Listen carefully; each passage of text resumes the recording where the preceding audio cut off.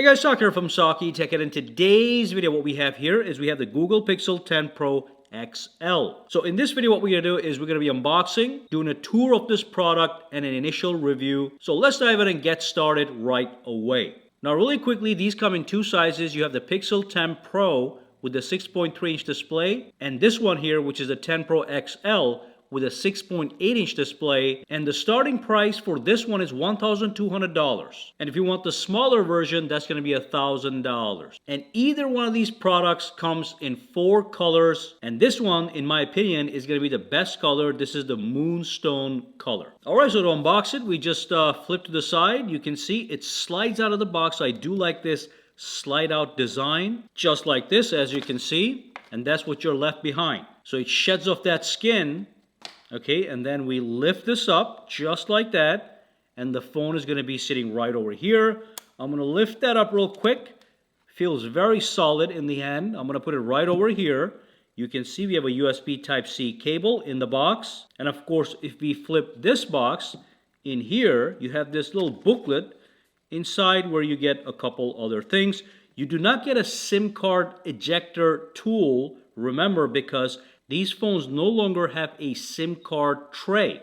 So that's all you get in the box, the cable and the phone and the box. All right, so here we have it. It does look quite beautiful. As you can see, I love that camera design in the back. But real quick, let's talk about the build quality. On the rear, we have Gorilla Glass Victus 2 with a nice matte finish, which is the way I like. Now, on the front display, we also have Corning Gorilla Glass Victus 2. That is the cover glass. Around the edges of the device, you can see we have a shiny finish, of which I'm not a big fan of, but it is supposed to be spacecraft grade aluminum, okay? So it looks nice, but you can see reflections of everything as you come close to it. It also means it is going to attract some fingerprint smudges, but as far as the overall feel in the hand is concerned, this thing feels rock solid, premium, high quality, like a true flagship product, all right? All right, so what about that camera? So on the rear, we have this professional grade camera system. What we have is we have a 50 megapixel wide camera. That's a standard camera. We have a 48 megapixel ultra wide camera with macro focus. And we also have a 48 megapixel 5x telephoto camera. So that's a great setup. Now that's not a huge difference over the last gen in terms of hardware, but I do want to let you know that the 48 megapixel telephoto camera now does have optical image stabilization for better, stable, zoomed shots. At the bottom, we've got our speakers. We have a USB 3.2 port, USB Type-C. On this side, we have the volume rocker keys. We have the power button. You can see the fingerprint smudges right away, by the way. On the top, we have a little microphone. And then on this side, we have absolutely nothing. They really should have gone with the matte finish like every other flagship. But yeah, beyond that, an absolutely gorgeous phone, as you can see. Now, one thing I like about that bar camera design is when you put this on the table like this, there really is no wobble, okay? So that is amazing. No wobble from the box. All right, so when you turn this on for the first time, you get that nice bouncy effect. So I really love this intro to Pixel phones. So we can start to set this up. Tap on next. You pick your language. You can set this up using another device. That's going to make the process very quickly. I'm going to skip that. I like to set up fresh devices. I'm going to pick Wi-Fi, but basically it is just step-by-step walkthrough. It's going to get your phone ready. It's going to ask you to log in with your Google account, configure some initial settings and all that good stuff. I'm going to show you some highlights just in case. So it asks you, are you setting this phone for yourself or your kid? I'm going to say for myself, obviously. It's going to check info. Now it's going to ask me to log in with my Google account. Now I do want to show you this screen that's very important. It says connect to mobile network. And you can see at the bottom there's an option that says set up using eSIM. Remember, we don't have physical SIM card in this anymore. So you have to use eSIM if you want to connect to an actual provider. So I'm not going to do any of that. I'm just going to skip right now. But if I do tap on set up eSIM, it will ask me to pick one of the networks and then follow instructions. Okay, so for now, I'm going to skip. After you do that, you can set up a fingerprint sensor. Obviously, we have a built-in in-display fingerprint sensor, which is great. So let me just do one here. It is an ultrasonic fingerprint sensor. So this is how you set it up. All right. Ultrasonic is always better than optical. Let's see. It wants me to change some positions. Give it different areas of your finger until the circle is complete. There we go. And that should be good to go. We'll test that in a second. I'm going to skip the face unlock for now. We're going to set that up later. Do you want to copy apps and data from another device later? Tap. Google services, that's fine. Accept. Back up your device, not right now. Talks about the warranty, that's great. Legal terms. And then it's going to give you a quick tour of Google AI. Okay? So that is Gemini AI, obviously. You press and hold the power button to bring up Gemini AI. You can talk to it live. It's very advanced, as you know. Tap on next. You can go hands-free. I'm going to say no thanks. And basically, it's going to give you a walkthrough of some of the features. Okay? So I'm going to say that's the magic cue that uses AI to show you useful details and time-saving actions based on the app you're using. I'm going to turn that on. We also have the Daily Hub. It's a space for content and suggestions to simplify your life. So turn that on as well. I'm going to skip the screenshot situation for now. Okay, crash detection is on. All this is, I'm going to say no thanks for now. That's for Google Pay. I'm going to just skip that for now as well. Anything else you want to set up? I'm going to say no thanks. Boom, it's going to be ready. We're going to be in the home screen. After more tutorials, of course, we all know swipe navigation, so I'm going to skip that. All set. Boom, we are in the house. Now quickly, I'm going to go to my display. All right, display. And we are going to go, for this video, we're going to go to the regular mode. So turn off the dark mode. Okay, brightness level is at 75%, as you can see. I'm going to turn off adaptive brightness for now. Let's go back to, there we go. Fantastic. Very nice and clear display. Let's do the screen timeout to 5 minutes for this video as well. Verify it's you, that is me. That fingerprint was fast. Let's test it out before I do the display specs. Beautiful. Nice, smooth, delicious animations, as you can see. All right, the display. So what we have here is we have a small upgrade to the display. Nothing dramatic. It is still a 6.8-inch display. It is a high-resolution display. It's a 120 Hertz display. And like we said, it's Corning Gorilla Glass Victus 2. And then we have a peak brightness of 3,300 nits.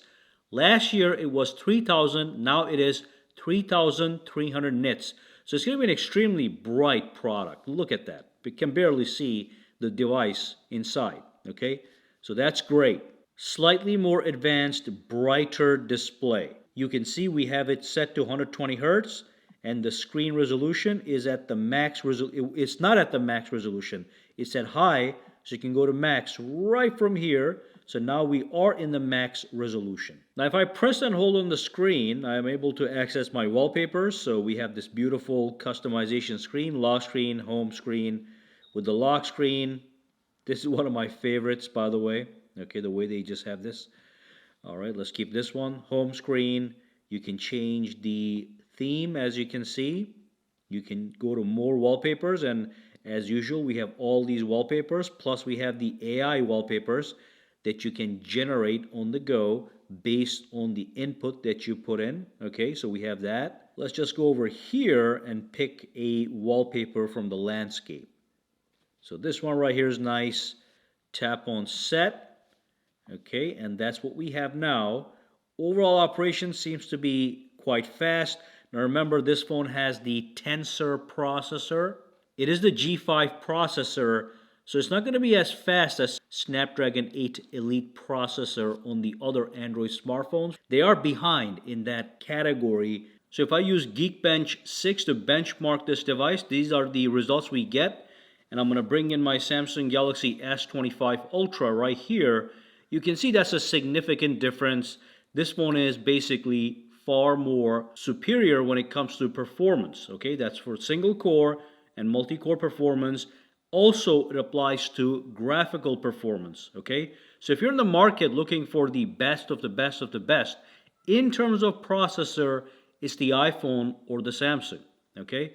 But regardless, it still gets everything done easily that it's supposed to do. Now, these latest phones are mostly focusing on AI, so when I launch Gemini over here, the Gemini works nice, it works fast. You can see it's to recognize everything you're saying. You can have it do so many things for you. So as an example, make me a photo of a powerful warrior standing on top of the moon in red color. So it's going to take that input and it's going to generate an image based on the information I provided. Here's a photo of a powerful warrior standing on top of the moon. I'm going to pause that, but that's Gemini. That's what it can do for you. This is far above the Google Assistant we used to have. And of course, you can also, let's go over here, tap this button, and that's the Gemini Live. I can start talking to Gemini, and here's artificial intelligence that can talk back to me. I can ask it questions, it can answer questions, and all that stuff. Is that correct, Gemini? That's right. Gemini Live lets you have a natural conversation, just like talking to a friend. You can ask questions, brainstorm ideas. Okay, stop. What about the Tensor G5 processor on the Google Pixel? Does that enhance Gemini's capabilities? Yes. The Tensor G3 chip in the Pixel phones is specifically designed to work with Gemini. It helps Gemini run faster and more efficiently. So you get the idea. So the processor, even though it's not comparable to other processors, if you're a Google Pixel guy and you're going to be staying on this phone and you're going to be doing AI stuff, using your apps, playing games, you're going to be perfectly fine. But when it comes to benchmarks, obviously is a little bit behind. Now on the front, we do have a 42 megapixel selfie camera. Remember that, so that's going to be great for selfies. And if I go to my settings, the battery, very important. We do have some upgrades. So this is now a 5,200 milliamp hour battery. That's over the Pixel 9 Pro and the Samsung Galaxy S25 Ultra. Obviously, we don't know right now if that's going to actually translate to longer battery life or not, but we do have a larger capacity on paper. Battery health, it says, is normal, so that's great. But we do have 45 watt fast charging, so if your battery is dead at 0%, from 0 to 70%, it takes 30 minutes. I do believe that's a little bit faster than the S25 as well. We also have 25 watt wireless charging, and also we have Apple's MagSafe, so we have magnetic accessory attachment option, which I think is a great feature, especially to accessorize your phone with battery packs, chargers, desktop stands, and all that good stuff. Now, if I go back over here to my storage, right over here, first and foremost, we have 16 gigabytes of RAM standard. You can get a 512 gigabyte model or a 512 gigabyte model, which is this one right here. Only 38 is used, so I have almost 475 available, and of course you can get 1 terabyte model if you want the maximum storage capability. By the way, something that's very interesting is if you buy the 256 gigabyte model, the storage is not as advanced as the 512 or the 1 terabyte. If you look at the spec sheet, it says the 512 and the 1 terabyte do come with something known as the zoned UFS storage. But if you get the 256, even though you still get great performance, it's not at that level. At the end of the day, it's going to improve the speed and the lifespan of the storage. Now, when it comes to software, we're running the latest version. It's Android 16. And the good news is you'll be getting 7 years of OS, security, and pixel drop updates with this phone. So that's going to be great. So that's basically what I want to talk about in this initial video. So my initial impressions are that I'm not that impressed because it's not that much of a big difference over the Pixel 9, the Pro XL model. The overall build quality of this thing is absolutely amazing. When I hold this in my hands, it feels premium, like $1 million. I'm not a big fan of the shiny edges. I'm also not happy about the fact that the performance falls behind other comparable flagships from Samsung and Apple. But beyond that, this is an amazing phone. Love the software, love the camera specs, and of course there are so many AI features, especially Gemini and the camera stuff. Oh, and I love the fact that there is no camera wobble with this product. That design was genius. But I really doubt that this phone will pull anybody away from an iPhone or a Samsung. But if you're a Pixel guy, you're gonna love this phone. But those are just my initial impressions, initial review. If you have any questions, comments, or concerns, drop them down below and let me know.